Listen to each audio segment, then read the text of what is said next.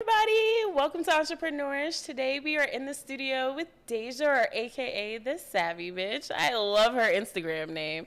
And we are coming to you live from Live Hip Hop Daily in Atlanta, and we are produced by Creative Visions. Cheers to them. And we are drinking because it's my birthday month. That's what's going on.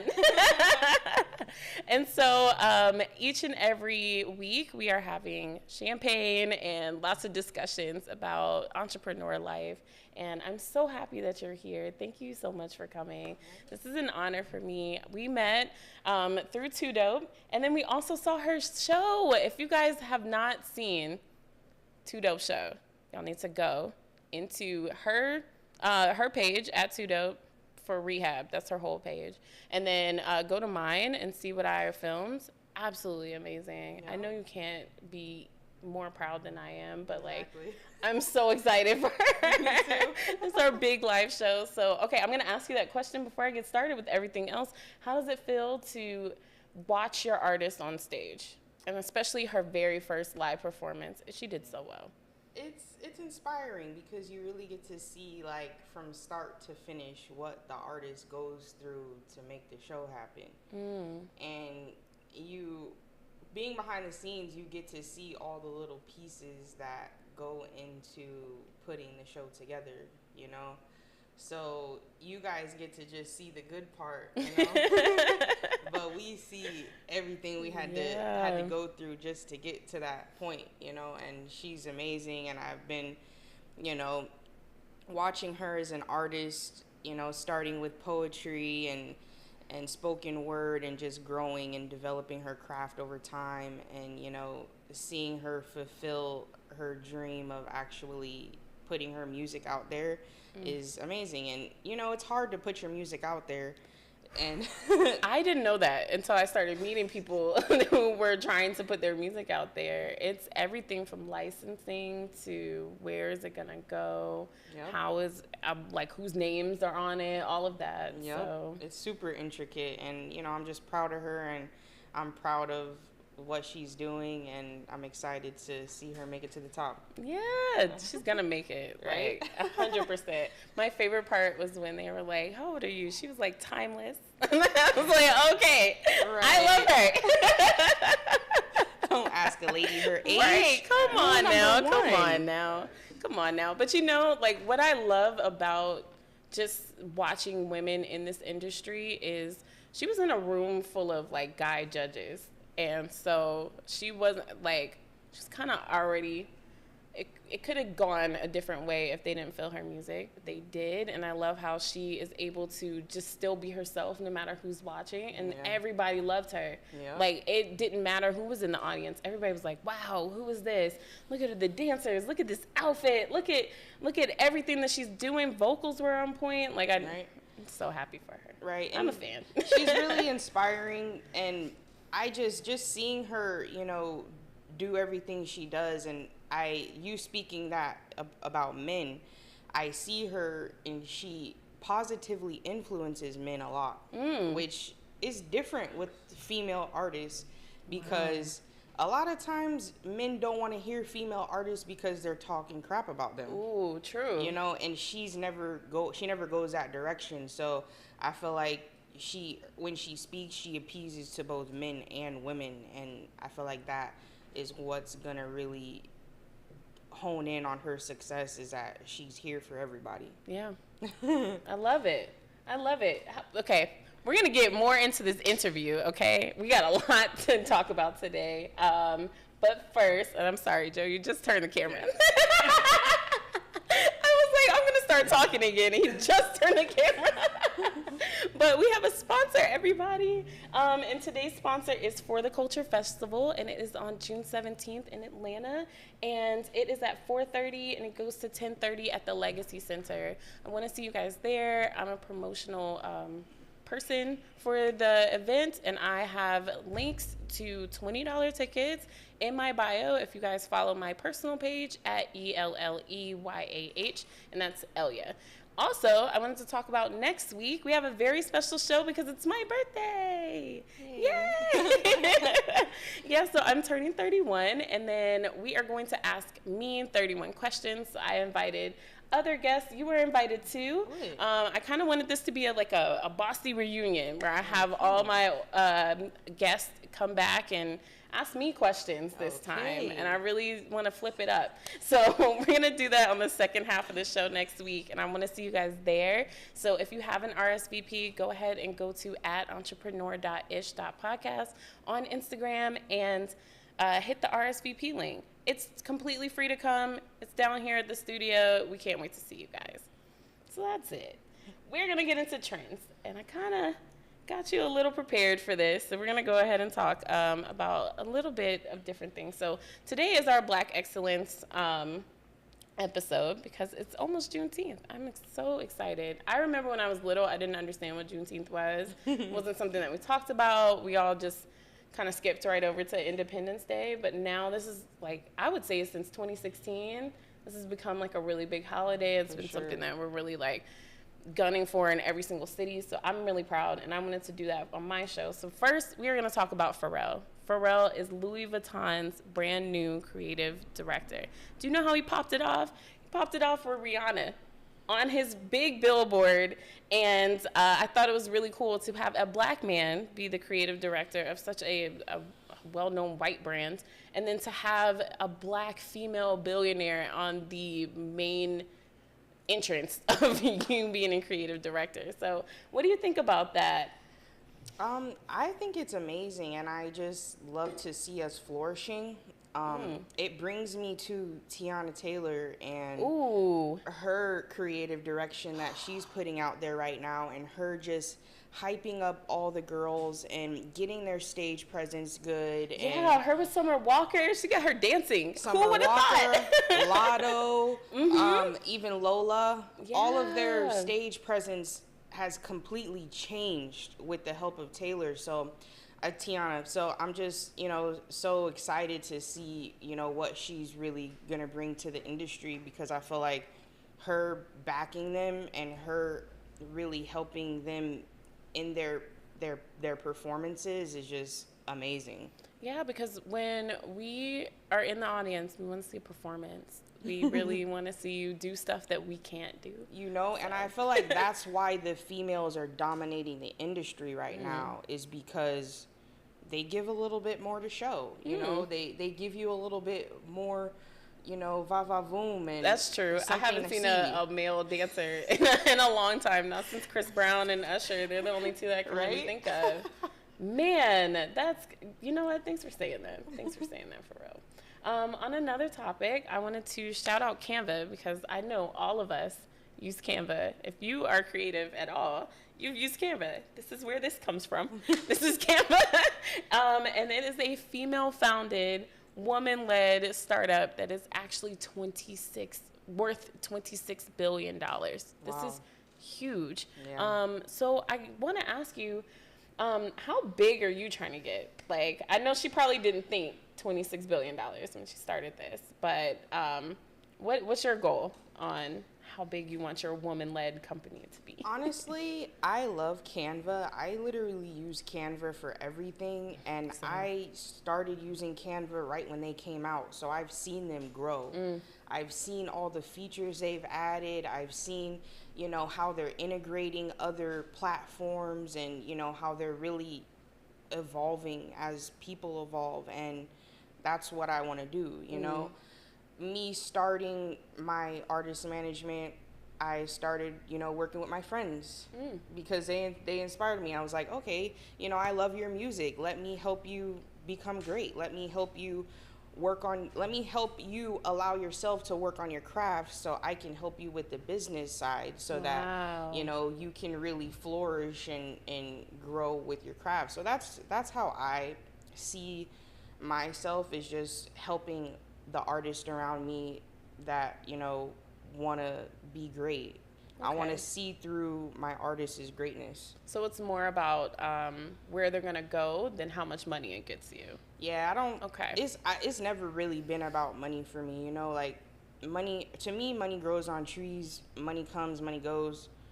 But speak.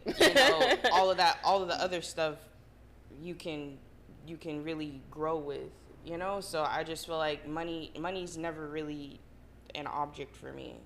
It's always about what can I do for my artist, because my artist is doing for other people. Love that. You know, so it's a continuous I love that. just journey.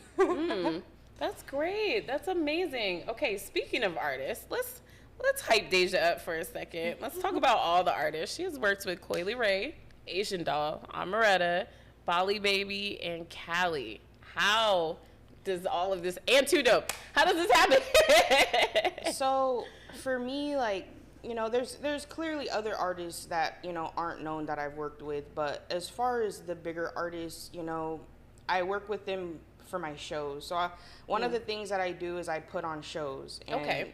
The show that I most recently have been putting on is called Fame. Okay. Fashion, art, music, and entertainment. Ooh. So what I like to do is allow artists who are growing and developing to have the same platform as bigger artists. Love that. So allowing them to, you know, get the opportunity to perform as an opening act for these bigger artists, you know, putting together a show where, you know, there's art, there's fashion, there's, you know, I would do fashion shows during my events. I would have artists painting live. I had body paint models one time. So Wow. it's really just, I like to connect the dots, bring people together, let everybody grow together, you know. So I worked with Coi before she even really blew up. I had her at Wow. my show. And so, you know, after that, I was like, you know, I really do have an eye for talent. That's what really told That's for me, real. you know. Right after I had Coi at my show, she blew up. And after that, I was like, damn, like, you know, I could keep doing this. So I did Fame Miami. So then after that, I did Fame Atlanta. Fame Atlanta is where I had Amaretta, Bali Baby, and Callie perform. Wow. Right, and I also had Too Dope perform there. So, you know, that was a good opportunity for her because she got to present her talent as well To a with this. large fan base, yeah. Right. And then after I did Fame Atlanta, I did Fame LA, and that's when I worked with Asian Doll.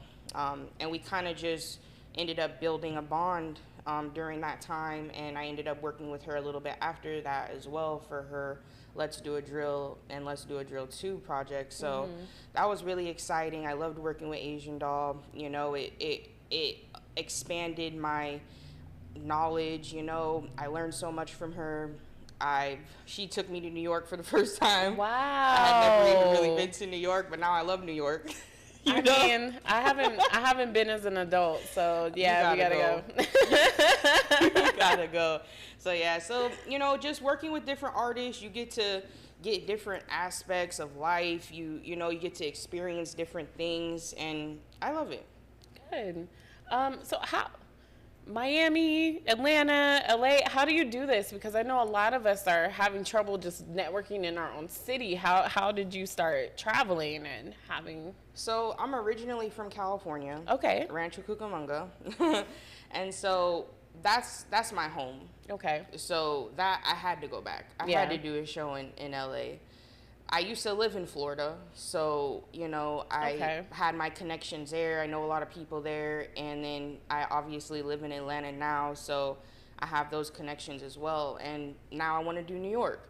So it's really just me moving around. You know, I want to go out of the country. I want to do shows across the world. I want to manage artists from the UK. Like, that's what I love. I love to travel. I love music. I love concerts. That's just my thing. So, you know, that's what allowed me to really be able to venture out. And it wasn't easy. I'll tell you that, it wasn't easy. I had to have my stuff shipped out there. You know, I had to have everybody open my stuff for me and check and make sure everything was printed right. Wow. You know, I had to take some of my stuff that I had in Atlanta, I had to put it in a suitcase and take it to LA. So it's not easy, but who likes easy? Honestly, if you're an entrepreneur, easy is not a word you know anymore. Literally. It's like drama after drama after drama, but you just be like, I got this, I got this, I got this, and just keep moving. There's always a way out. Remember that. Ooh, I like that. I like that. Because it's so easy to get focused on what you didn't do instead of thinking about how much you have done. So we were talking about this before the show started, where I was just like, wow, sometimes I don't realize all the things that I've done. And then it's like, oh, people are telling me how I inspired them. And I'm like, shit, I can't quit. I can't quit. Literally. I'm inspiring people. Let me get better. I love that. Okay, so what all does it take to put on a show? Because I think a lot of people say they're artists, they manage artists, or know friends, or maybe this is something that they want to start doing. They like concerts too. Like, give us like kind of overview of how you could put on a show like Fame Miami or Atlanta or LA. You gotta start at the bottom and plan. It's all about planning. Once you have a plan, nothing can stop you. Other than an obstacle, but you could get over an obstacle, you know? So it's really about sitting down, planning it out, talking to your peers, you know, not necessarily be influenced per se, but to get feedback, because you may not be thinking about it how somebody else might think about it, and having those different perspectives is always good. So like, I had a team in Miami that I was working with, I have a team in Atlanta that I work with, I had a team in LA that I work with. So it's really about, you know, honing in on your resources. Was this team your friends, or is this a team that you hired? A little bit of both. Okay. Because, you know, as I continue my journey, I meet people, and these people become useful for certain things, and that's what's key, is knowing who you can call for what you need to call them for, you know, and really being able to rally everybody up so that you can make your dream come true. That's very true.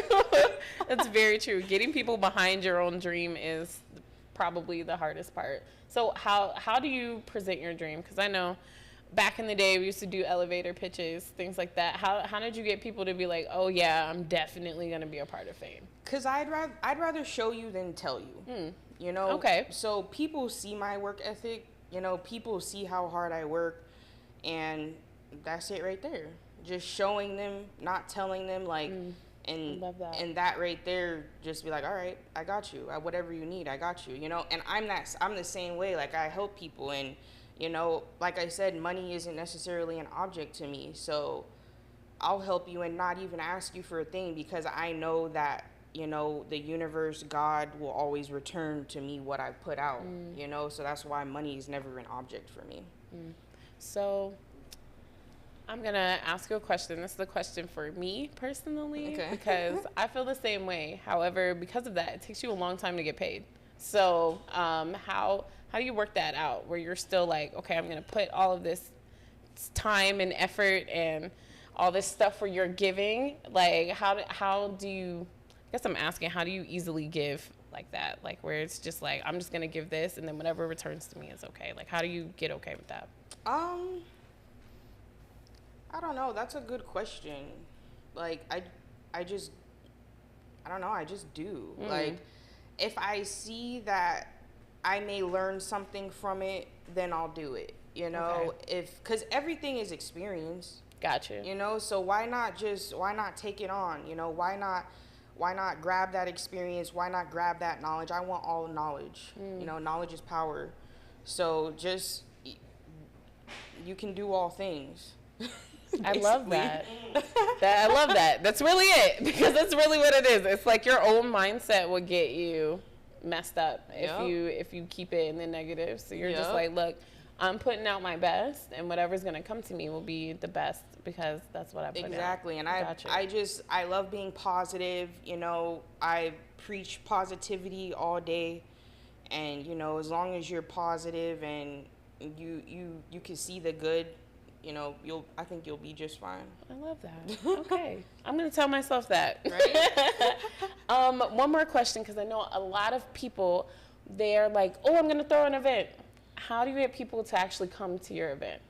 That's the other question. That's probably the hardest part for me. I've had shows where not a lot of people showed up, you know, and it is what it is. You have to be thankful for the people that did show up. Got you. You know, you really got to be thankful for what you have. You know, just, again, try to use your resources, think outside the box, and you'll grow over time. But I've had times where not a lot of people showed up, but I was still thankful for the people who did, and I'm still continuing on. Okay. Don't worry about the numbers. It's the same thing with posting. I guess that's really what it is. You post if you get 2 views or 2 million, and it's like, fuck it. Right? Like, thank you for watching. Literally. That was me, and that was really hard when I first started. I didn't want to continue my show because I felt like no one was watching. Yeah. And my mom was like, I mean, you just started. How long has it been? Right. And then I was like, shit, okay, let me stop being upset. And I had to just tell myself, this is for my portfolio. Like, this is for my experience. I can still say I did it. Yeah. I may not give them the numbers on the attendance, but it happened. Right? And I got pictures and videos and receipts. And honestly, what I've also noticed is, like, if you're excited about it, people, that question on numbers will never come up because they're like, well, obviously it was the greatest thing ever. Exactly. That's how she's presenting it to me. So it was the greatest thing ever.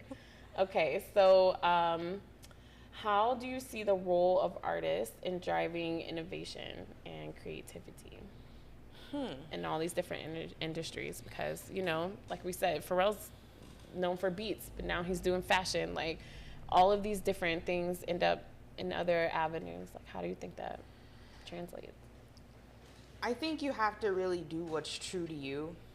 And as a creative for Pharrell, that could be endless. And even me as a manager, I can manage a lot of different types of people.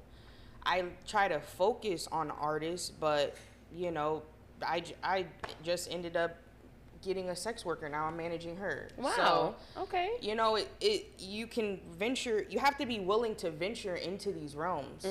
Got you. Because if you're not willing to venture into these different realms, then you're gonna just stay stagnant. When I first started management, I wasn't like, hey, I want to manage an OnlyFans person, but now that I am, I'm like, hey, this isn't actually so bad. Yeah. And I might actually get more income from doing this. Yeah. Sometimes you're like, let me find the things people would buy. Exactly. Let me do that. Exactly. And then just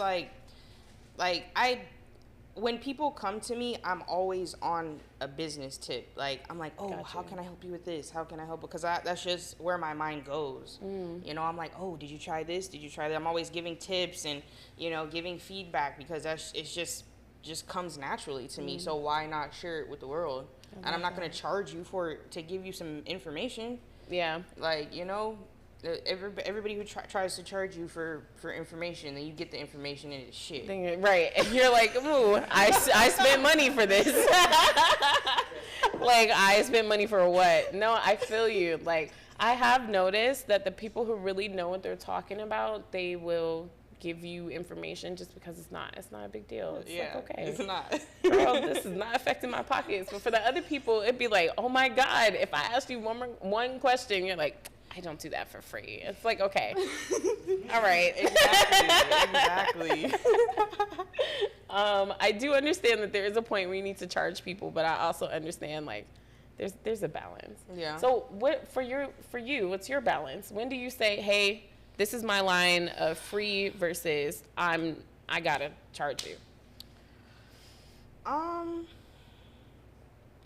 It probably depends on what it is. Okay. Am I gonna have to come out of pocket for it, or am I just giving you my time? Got you. It really depends. For the most part, if I can give you my time, if I can give you my knowledge, if I can give you my wisdom, then I'm all for it. When it starts, when I start having to come out of pocket, and I think it's really for me when you start getting unappreciative, because I'm I'll do it, won't ask you for anything back, because that's who you are. Exactly. But then when you start getting unappreciative, that's probably when I'm like, okay, let's take a step back here. Let's regroup. Like, what's our goal? What are we trying to do here? And are we achieving our goals at this point? I got you. Is it worth it?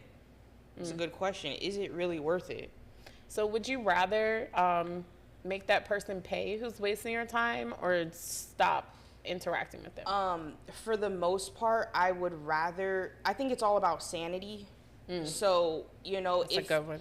if it's just a money thing, then it is what it is. I'm not gonna, take that to heart. But if it becomes more than that, and you're like toxic, and you do the most, and that's when I start to really, pull back, when it just becomes too much, or it's not even really about the money for the most part. It's just about who you are as a person and how you treat me, as a person, with all the efforts that I'm putting in, You're like, is it reciprocal? Exactly. And if it's not, that's when you're like, exactly, I gotta go. Exactly. I got you. Do you have the breakup conversation? I ask everybody this, because some people ghost, and some people break up, and some people just don't say nothing at all. So I want to know what's your like, hey, I gotta pull out. Do you pull out silently, or do you tell them first? It's a little bit of both. Okay. I think it's a situational thing. If I feel like I need to give you a piece of my mind, then I will. Because I'm a pretty direct person. So for the most part, you already know what you did. If you've already messed up, yeah. You already know what you did. So I like that. if I know you know what you did, then I'll probably just back out. Yeah, because you already said something. But if I haven't spoken up about it, because I'm the time of Leo, I keep it in until it bursts. So it's bad. I know Leos. So if I feel like you don't know why I'm doing this, then I'll say my piece and I'll keep it moving. But like I said, I'm all about positivity. I'd rather just move on. God will give me what I need back in return. Love it. And I'm gonna keep it pushing. Because I got shit to do. Yeah. Where it's like, I'm really not going to let you ruin nothing I got going on. I'll see you later. Exactly.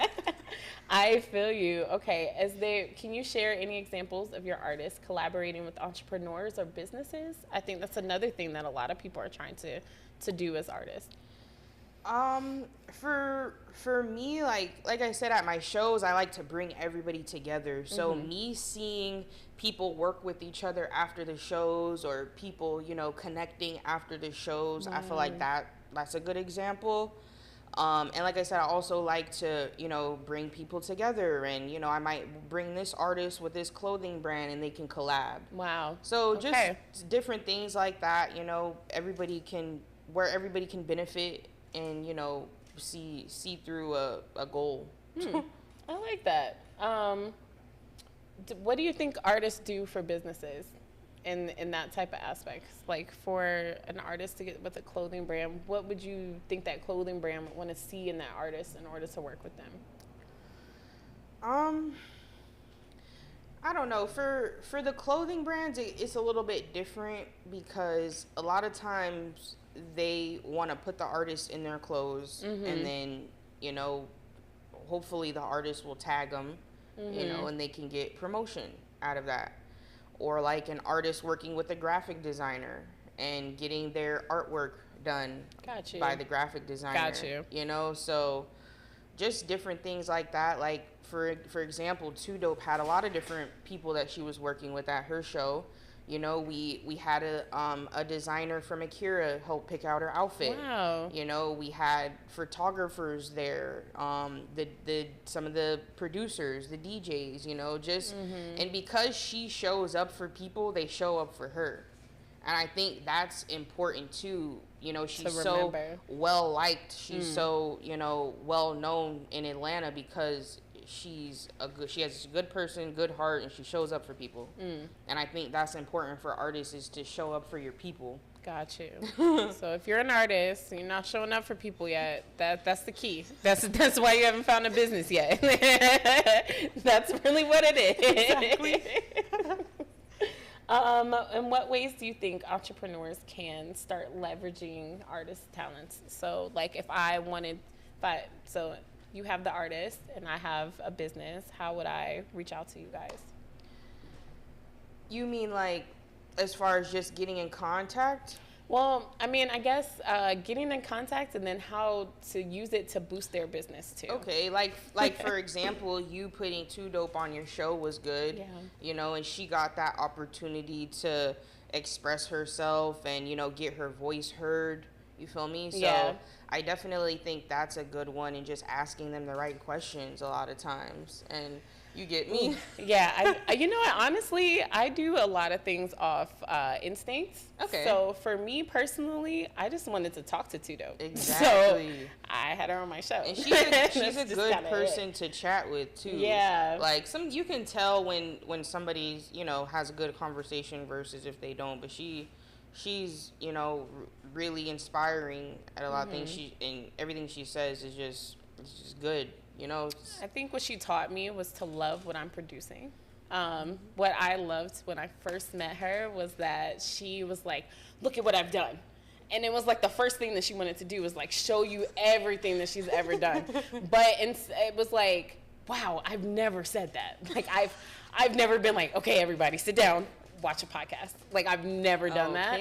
So she made me start going, wow, like what is it that you don't love about what you're creating? Like what is going on where you're not like, everybody look at this. Exactly. So after I met her, I was like, okay, everybody look at this. I have a show. Let's tell everybody I have a show. Like everybody's gonna know I have a show. Let's talk to everybody who's even thought about coming on that other stuff. So exactly. I think I also think networking has been probably my biggest booster. Yeah. That was, it's kind of how I've had everybody come. Like, I've met everybody personally. We've gone to events together. Yeah. I've met them in person first and foremost before they came here. I think that's how it kind of worked for me. Is that how you meet your people in your team? Yes, but I'm like an introvert, extrovert. Like, Same. You know, I will skip an event real fast. I won't skip it. I'll show up and sit in the corner and just enjoy the event and not say anything to anybody and just go home and be peaceful and happy. I can't do that. If I'm going to show up, I'm showing up. Like, y'all are going to know my name. My cards are going everywhere. I promise you, everybody's going to know exactly who I am. Right. But if I'm not going to do all that, I won't go. Yeah, like, even doing this show was out of my comfort zone. I know, don't you were usually telling do me it. that. I was like, I hope she's not too nervous to come. I hope she still comes. I don't be nervous. I don't always just want to do it because I like being behind the scenes. You know, my artist is the face. I don't need to be the face. My artist is the face. They look at them. Yeah. You know, I'm behind the scenes making sure shit is going properly. But that's kind of the thing, and that's really why I wanted to talk to you, because my platform is for the people who like to be behind the scenes, because you guys like to just sit back there and be amazing and no one knows who you are. That's crazy. Like, to me, it doesn't make any sense. Yeah. Like, I think people should know what you do, because the fact that you're putting on full-blown shows in different cities and things like that, people should know your name. People should know who Deja is. Like, she's the savvy bitch. Y'all go follow her. Like, for real. Like, that's why we have this platform, and so that you guys can talk your shit, because I think you need to know why people are flocking to you. Yeah. And you need to talk about it. And then you need a place where you get to be like, hey, guys, look. Yeah. I talked about myself here. Let me send this to you. Right. We already had this whole conversation. We don't have to do this all over again. You're right. So that's honestly why I started talking a lot on my podcast. I was going through some things at home. Okay. And I was like, let me just do a podcast. And then when somebody asks me how I'm feeling, I'm going to send you the episode link. And we're not going to have a conversation until after you listen to it. Because I already talked about that. I don't want to talk about it anymore. Oh, that's funny. So I love having a link. Just look at that. Exactly. Okay, so do you guys use any type of cool technology? Is there anything, you talked about Canva, is there anything that helps you really put on these shows, manage these artists that you would like, can't live without? What's your app? So, Google Drive, of course, because shout out to Google Drive, please. That and WeTransfer is probably top tier in the media business. Another thing that I would suggest for artists, which I've been trying to put artists onto more, is Chartmetric. Oh, what's that? Chartmetric is basically the mecca of your stats for everything. So YouTube, Instagram, Twitter, Spotify, Apple Music, TikTok, all of that. I need this. Okay. You get me? So as an artist, you go on the platform, you see your bio there, you see your artist picture, you have all your links tagged in there, and it will give you your stats and your ranking as an artist. So it'll rank you in the whole entire world versus all the other artists, and you can really get an idea of where your radio spins are, what type of milestones you've had, what your social media presence has been like. Has it been increasing? Has it been decreasing? Like, Chartmetrics is the perfect place for artists to go to see where they are in their artistry. Wow. Okay, Chartmetrics. Yep. All right. Y'all need to sponsor us. We keep talking about you, okay? Exactly. I need the free account. she said, I'm already using you. Put me on. No, I love that. I love asking people what apps they use, because I think me coming here, Joseph put me on to ChatGPT. Even though I was late, it was changed my life. It's really how I've gotten a lot of stuff done. I just used it to dissect a contract last night. Wow. You know, ChatGPT for sure. I've been using ChatGPT for a lot of stuff. Wow. Like, you could be your own lawyer with ChatGPT. You know what? I use it for my email campaigns. I don't fucking have time to write all that. So I'm sorry, y'all. If y'all get emails from me, it's a robot. No, it's my assistant. It's perfect. Okay. It really is perfect. And it puts it in the most professional terms, and I think that's sometimes where we get caught up. Mm-hmm. You're overthinking, and you're like, is this sentence right? And it took you 4 hours, or you could just hit this button and then move on to the next task. And you want it to be as professional as possible, because the more professional it looks, the better people are going to treat you. True. Sadly. So true. It's sad, but the more professional your stuff looks, the more serious people are going to take you. That's why it's important to make sure you have all your social media pages up properly as an artist. Ooh. Have all your links on your website. I shouldn't go to your Instagram and not see any music and it says you're a musician. You know, like... Period. Because here's the other thing. Okay, so sometimes when you invite people on the show, or when I'm asking people to come on the show, I'm always like, okay, what do they do? And I go to your Instagram or whatever you've given me to find you, and I'm like, what do you do? Question mark. And so I've gone through that too, y'all. This is not like, oh, this has never happened to me. I've told y'all on a few episodes. We even had the girl, Marissa was here. She was the one who told me my page did not look like I had a podcast. She was like, this is not a podcast page. What are you talking about? And I was like, it is. It's a podcast. I've had this podcast for years. She's like, get it together. Where's the podcast? So we've all gone through moments like, please do not think this is like a poke or a jab. It's really just like, look, the difference between this person getting booked and you getting booked is professional Instagram, music and the thing. What else would they need? I definitely say put a website there, you know, so when people Google you, your name comes up. Your Google panel is very important as well, because your Google panel is what Instagram looks at when they're verifying you, and not the $14.99 paid verified. Oh, okay. The official verified. That you need to have articles. I'm gonna talk about that. Right? You need to have articles on Google. You need to have all of that. Your Google panel needs to be up. When you go to an official artist and you Google them, you'll see a Google panel. And that's what's key. That's what Instagram and all of them are looking at when they're trying to verify you as a verified artist. Okay. How do you get that? A lot of times you'll get a Google panel will just automatically come up as you become more prominent on the internet, which is why it's important to get articles, have people writing about you, you know, doing different things like that. Have people writing about you, not posting you. Like, we all stay on one platform. We gotta get off one platform. Like, I do feel like everybody lives on Instagram to the point where it's like, no one asks me for my website anymore. I spend money on my website, but everybody looks at my Instagram. Can we please go to the thing I'm spending money on? It's got everything.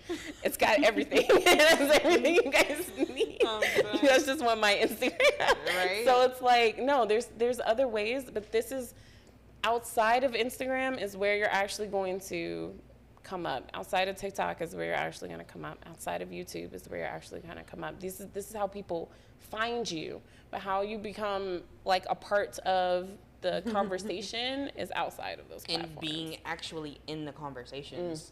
That's another thing. Right? So how would you, So when you get a new artist, what's your plan to get them out there? It depends because for example, with Too Dope, her music wasn't necessarily out yet, but she's out. A lot of people know her. But then there's artists that I've worked with who their music is out and nobody knows them.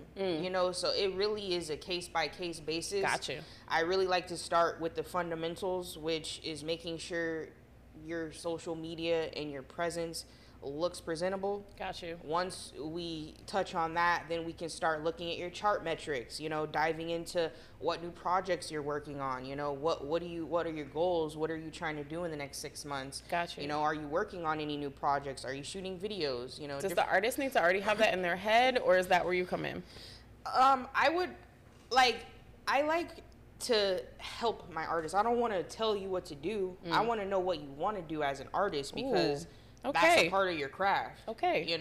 I'm just here to help you make shit happen. You get me? And make sure you see everything through. Got you. So it's really up to the artist. Do whatever you want. Get as creative as you can, and I'm here to make sure that the business is A1. Got you. So you're like, I want you to know what chart metrics is. This is what I'm going to be using to push you and to give directions. Exactly. And look where you're at right now. Got you. And let's see where we want to get you and how are we going to get there. Do you ever have somebody not want to see their ranking? Because I know for me, I would hate to see my ranking as a podcaster. What am I, 1,000 or something? I don't know what it is. But have you ever had anybody be like, oh my gosh, I don't want to see that? Nah, and okay, that's telling to me. Yeah, that you're picking people who are like, look, I don't care. We start somewhere and we're just gonna move. You get me? Like that. You have to have as much drive as me. And if I'm driven to see your numbers, you should be driven to see your numbers too. Because what are we doing this for then? I got you. You're like, start wherever it is. It's just, we just need to go together. We just need to know about it. And have a plan. To know where you're at and go. Yep. I like that. Are you concerned about the social impact that your artists are gonna have? Is that something that you put in your plan when you're building them? I think it's a part of artist development. Nobody's the same. Nobody's been through the same experiences. I'm not judgmental at all. My artists have gone through a lot. Yeah. It's personally and all of that. One guy told me if a month or two back, he's like, being an artist manager is a babysitter. Oh wow. Okay. And I'm like, it is kind of. But I don't have any kids, so I'll be okay. Right. It's I only have one baby. I love that. Does that bother you at all?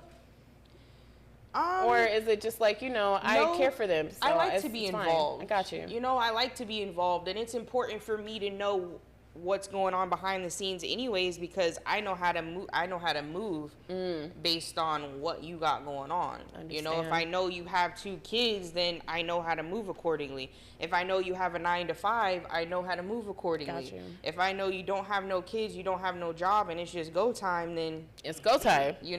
I got you. When it's what are you doing? Get up. We got places to go. No, I feel you.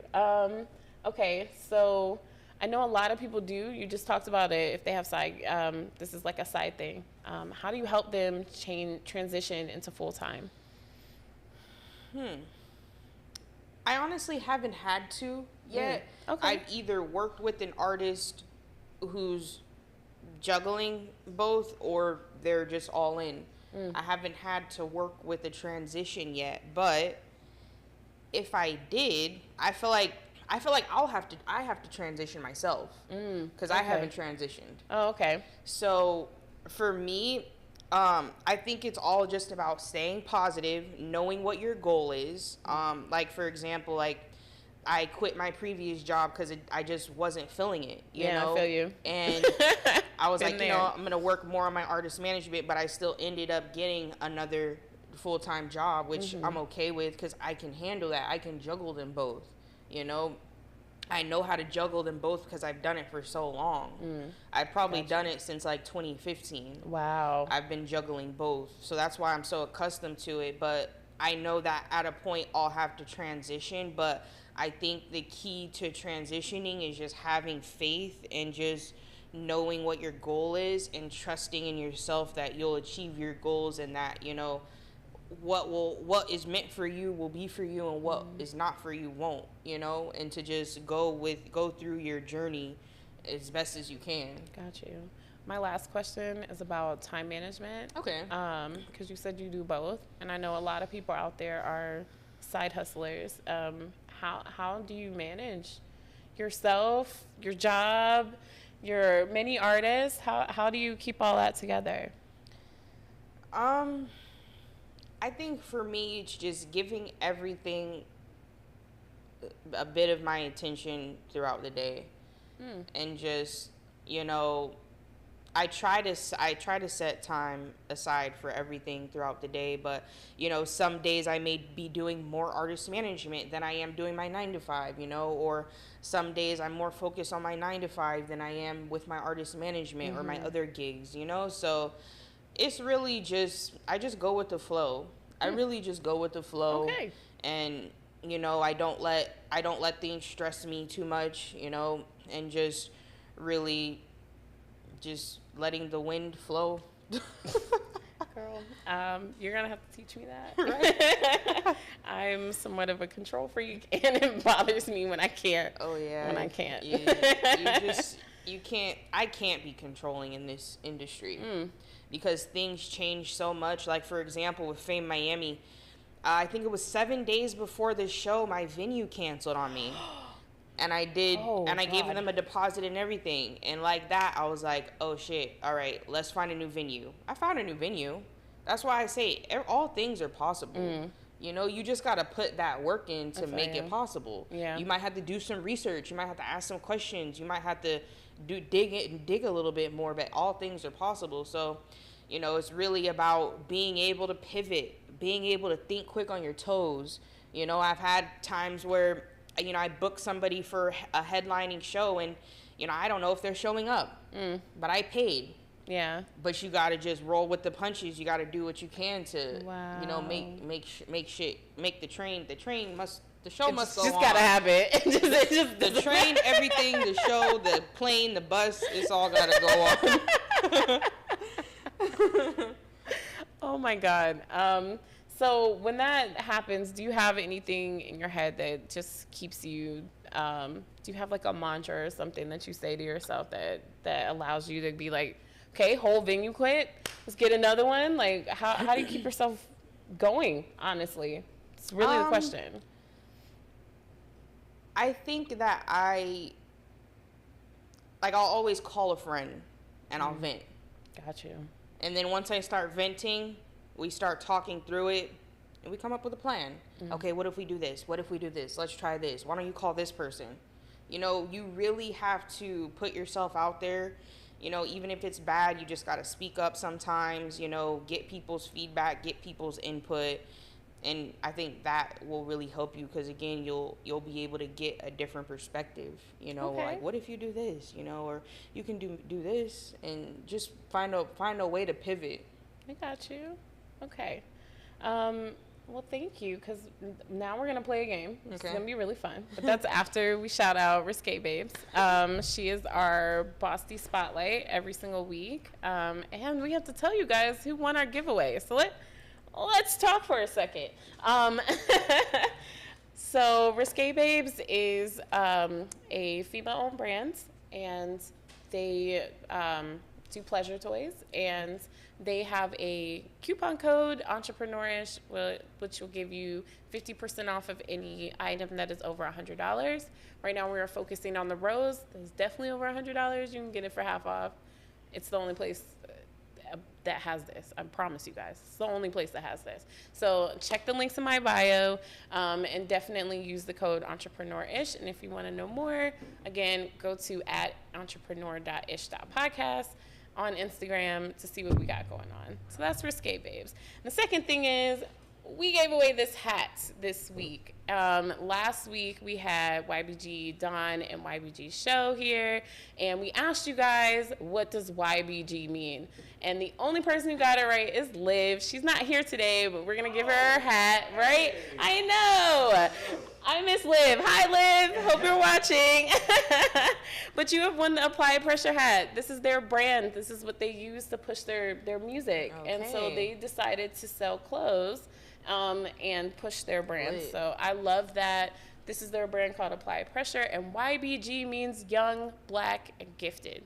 So if you guys commented under there, Liv was the only one who got it right. So everybody else, watch the show. Don't just comment, okay? Y'all just be putting stuff under there. Watch the show. Get it right. Win some things here at Entrepreneurish. So, Liv, this hat is yours. We will give it to you next time we see you. Thank you so much. And shout out to Apply Pressure for giving us this merch. And I bought a hat. I know Joe bought a hat. We're in here Apply Pressured up. So I love you guys. Thank you so much for being on the show. And if you guys want to give away something on the show, DM me. Again, that is at entrepreneur.ish.podcast. And that's what we got going on. Nice. I try to keep, what I love about the show is I meet so many people and I have so much going on that I just always end up somewhere with something to give away. And I love giving the audience part of what I'm a part of, if that makes sense. And I think I might have something for you to give the audience. Yeah. Okay, you guys stay tuned. Go to my page. You're gonna see that. We're gonna talk about it. I love that. New giveaway. Okay, so our game is actually super fun. I'm going to give you 3 different artists, and you're going to tell me what they can do differently with their branding. Okay. So I think that'll be fun for you. Are we ready with the cameras? Are we ready for the game? So this is, I don't know what I'm going to call it. I don't know. We'll think of a name later. So your first artist is going to be, I have them written down. 1 second. I'm just going to start with my favorite. Okay. It's going to be Nicki Minaj. I'm sorry, I'm a Nicki fan. So what would you do to better her campaign, what she got going on right now? What would I do to better Nicki Minaj's campaign? Yeah. I mean, you said everything can be improved on. Okay, segue. I was just on Twitter the other day, and they played the song, what was it? What was it called? Bad Bitch or something, where it was with Nicki Minaj, Trina, Eve, and Diamond. What is that song called? I don't know. Y'all know that one. I don't know that one. I'm like, dang, I don't even remember Nicki doing this. I don't even remember any of them. Yeah, I don't remember that song. You know, and somebody commented and was like, you guys complain about, or they've recently been talking about how, there only used to be one female rapper at the top. That's not true. Right. That was never true. That's the point they were proving. Here's the other thing that I want to say to all the people who weren't around and have these big opinions, because a lot of y'all are like 13 having huge opinions on people, and you were not there when they were around. Right. So a lot of y'all don't understand. Nicki was not the only female rapper. She wasn't. She wasn't. She was just top of the game. She was the one that people picked out the most, but she was not the only female rapper. I think she was doing a lot and venturing into so many different avenues. And for me, just to answer your question, I've always been a Lil Wayne fan. So that's my number 1 rapper. So anybody who came up under him, I was down with. Yeah. And so the only thing I would change maybe is if she just wouldn't have modified her body. That's probably the only thing I would change. She's going back to it. Right, she took her boobs out. A lot of people are now. It's like the trend Kim now. K did that too. Taking it all out. K Michelle, I think. She did too. Yes, you're right. So if I were to change anything, I would say that, because I don't know. Nicki's just an amazing artist to me. I feel like she's an amazing artist. I don't like comparing her to anybody. I think all women artists, for the most part, are great. And, I want to know who you're talking about. Who was that jab at? I think the booty hole song for me, it's just it's a lot. It's just too much. Like, my pussy pink, my booty hole brown. It is a lot. You can't say that in front of anybody. Thank you for stating the obvious. Thanks. Thanks for that, I guess. Oh man, right now I feel like maybe that's like a tactic to get people to listen to things because it is, like, and I feel like Blueface started it. The not rapping on beat and just doing whatever tactic. Yeah. So there you go. There we go. All right, we can talk about that. Okay, while we're talking about Blueface, I was gonna bring her up, but Chrisean, like, what would you do for her rap career? I mean, she is an artist. That's what she was on the show to promote. She is an artist, and she has a lot going on, and she's very in the media. So the only feedback I would give to her is to just chill, like everything don't gotta be on the internet. I feel you. I'm not an internet person like that. So, you know, like I said, behind the scenes, but that's also how she's gotten so popular, is being so messy on the internet. It's kind of, and now people have that perception of you. Now how are you gonna change it? Being a good mom, good luck. Yeah, because then people are gonna always bring back the old stuff, and that's always gonna be on the internet for your child to see. You know. Got you. So what are you gonna do? Like, and for me, because I'm a very big fan of Chrisean, like I watched her tag show. Like, really, she's very athletic. She used to, like, I love the pre-blue Chrisean. Like, I always preach about how Chrisean used to be an athlete and like a beast, you know, with all sports, and she won you guys should go watch it on YouTube. It's a show called Tag that she was on, and she won, and you could see her athleticism. Like, hone in on that. You know, go run with Sha'Carri. That's her name, right? You know, I don't know. Just hone in on what you're good at. Go play for LSU. I don't know. I get that Messi brings in money, but Messi is toxic and bad for your mental health. You know? Time. Yeah. That's true. Okay. Last artist that I could think of it's not an artist, it's a group, City Girls. What would you do for them? I love City Girls. What would I do for City Girls? I was like, once she got on the Diddy train, she got all the funding she needed for anything she wanted to do. Her podcast took off. I mean, I'm all literally about Twitter. Everything. And somebody had brought this up on Twitter too, and I was kind of just like, I feel like they both bring something to the table. A lot. Yeah. You know? And so what would I do differently? Maybe just I don't know. I feel like because what I want to say is maybe stop making like basic music, because I feel like you have more in you, but I know JT was more of a rapper than Carisha was. Yeah. You know, so I can't knock Carisha because I know that wasn't necessarily her thing. You know, and you know what I watched? I watched the I think it was Rap Caviar. And Rap Caviar did episodes on a lot of the hot artists right now, and City Girls were on there, and they talked about how, you know, JT's dad, I think he like owned a studio or did music or something, and they went in the studio, and you know, I don't think Carisha wanted to do it, but she just did it anyways. And maybe I think they maybe didn't like the song or something like that, but the show was really inspiring, and I feel like they are really inspiring because they don't do too much, they do just enough. You know, they aren't like super messy and stuff like that. I feel like they hold themselves to high standards. You know, I love their collabs.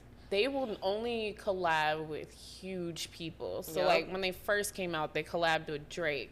They collabed with Cardi B. They collabed with, like, crazy big names. And I thought that was a really cool tactic, too. And you said, you said Cardi and them. You know what I think about a lot is that, you know, we're never gonna have Migos again. You know, we're never gonna have Migos again. But Migos was the only group that had Nicki and Cardi on the same track, and that probably will never happen ever again. You know, and that's something like I feel like that's inspirational. Yeah, that's inspirational, for real. I feel like, I mean, honestly, the fact that they were like, let's put 2 female artists on this song with 3 people already was already like, it was chaotic. And so I would have never thought to do that. But then it was a fantastic song. Then it was, I don't know. Those braids that Nicki wore is like the new thing that everybody's got, the down to the floor braids, all pink, cornrows. Like, and I love that artists influence fashion. They influence everything. They sure do. Even everything. Like, I love seeing Koi at all the fashion shows, and I love seeing Koi in all her cute little outfits. And, you know, she's so petite, so she could just wear anything. I love her body positivity too, because she's also like, fuck y'all, I'm skinny. Like, I don't care. Like, what am I supposed to do about it? Like, this what y'all getting. I love that, because it's so many times that people try to tell women how to look. It's really kind of annoying, because it's like, look, I just look this way. It doesn't. I don't have to change what the hell? Like, I don't have to change how I look. Exactly. I'm okay with it. Not everybody's okay with it, but I am. Ooh, I love that. Yeah, because and that was another thing. We can talk forever about that. It's like people trying to humble Black women and make you have to be a certain way. And I like what you also said about Nicki, where it's just like, we don't have to change our bodies. You can stand on your talent. And, you know, do you watch Love Island? No, I don't. So I think I've seen like 2 episodes of Love Island. I'm in love with Love Island. I love Love Island. They have Love Island USA, Love Island Australia, Love Island UK. I love the other countries because I like listening to their accents and how they talk. I'm the same. But this season on Love Island UK, there's a lot more colored people. And I've just been like in awe, because I'm like, I love to see it, you know, the Black girl was the first pick this time. Wow. And that was a big thing. Like, on Twitter, they're just like going ham, because this is new to us and we love to see it. And hopefully they get more viewers, because now they're putting more colored people on there. And now that you talked about it here, we might actually go watch it. You get me? I love Love Island. Okay, I had, what was the other? I watched some of those shows. I try not to consume too much, because I love movies and I love watching people's finished products. So if I do too much, I won't finish my own. Oh, okay. Like, I'll watch everybody else's and never finish my own. So I have to me, I'm a multitasker, so I could do both at the same time. But like, did you watch the what was it? The Netflix show? Which one? The one where they go on with their partner, their spouse, and then they date other people. No, I saw parts of that one. Okay, so I think that's what I watched. Too Hot to Handle. I watched I watched that one too. All the episodes of that one. That was my favorite. Too Hot to Handle was hilarious. Right? But I also followed some of them afterwards, and a lot of them actually, I love to watch people get on a platform and then use that platform to get something else. Grow. So a lot of them became models, or one guy got signed to Nike. Like, you know, like, that's what I'm saying, where you're like, okay, you weren't just on the show, you used the show to push your career. Like, that's the point. Like, on The Circle, and I love that these new little reality shows on these little, I love reality TV. So I love seeing it, because I like, even the dating shows, I like it because I get to see other perspectives of dating, you know? Well, if you want to watch a dating show, one of the guests that was here, he's on The One. And that's on TV One. Okay. Yeah, so Adabee, we're shouting you out today. Go watch his episodes, guys. I will. His episode actually premiered last week, so he's actually on there. New show for me to watch. Yeah, The One on TV One. We're shouting out everybody today. I appreciate it. Okay, so my last thing that I always ask is, what is your bossy habit? So what bossies are boss besties, and I'm asking you, what is your boss habit? My boss habit is probably to be direct. You know, I like that. I like to be direct. I like to ask questions, and I like to analyze, and I like to make people analyze. So I'll ask you the right question to make you think, you know, I didn't think about that in that way. And I love taking everybody's perspective and really just diving into it and, you know, seeing, hey, I thought about it this way, but this person thought about it this way, you know, not one may not be wrong or right, you know, but it's good to be able to see other people's perspectives, because that gives you more perspective. You know, you're able to be more understanding. You're able to analyze certain things differently when you can just, you know, be open and receiving, you know, so those are my habits. I like that. No, I think perspective is the only thing that you could give somebody else. So I really just be like, okay, let's think about it. If you don't think the same way I do, that's cool. But you marinate on that, okay? You just sit on that until you get it. All right, so shout out your platform. Let them know what else you have going on, and then you have to go, sadly. So my artist management is Too Savvy. Clearly Too Savvy and Too Dope for rehab. We're working together. Cool. You know, check me out on Instagram, The Savvy Bitch, you know, because I'm savvy with it. And yeah, just look out for what I'm doing. I'm an artist manager. If you need a consultation, hit me up. You know, you just want to ask me some questions, chat, I'm here for you. I do business manager as well. I help people, you know, just really just build and develop. So whatever you need, I got you. Oh, I love that. Well, thank you so much for being on the show. I appreciate it. Thanks for having me. Of course. And thank you guys for watching. Shout out to Live Hip Hop Daily for having us every Thursday at 7. And shout out to Creative Visions for shooting everything. We appreciate you guys. And we'll see you for the next episode. Bye.